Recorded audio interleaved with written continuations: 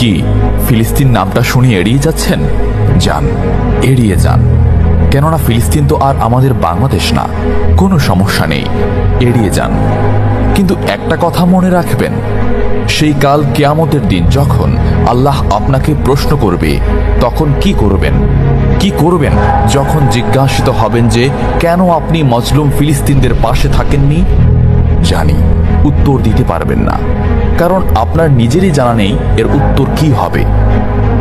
এখন হয়তো বলতে পারেন যে আমি কি করে ফিলিস্তিনে গিয়ে মজলুমদের পাশে থাকব, কি করে এত দূর গিয়ে সাহায্য করব?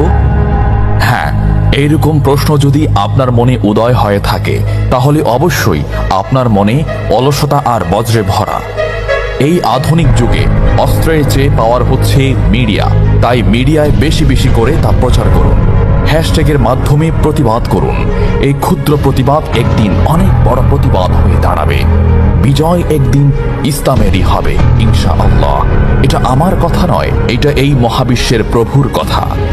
একটা কথা মনে রাখবেন, ক্ষুদ্র ক্ষুদ্র বালিকণা, বিন্দু বিন্দু জল গড়ে তুলে পাহাড় পর্বত, সাগর অতল।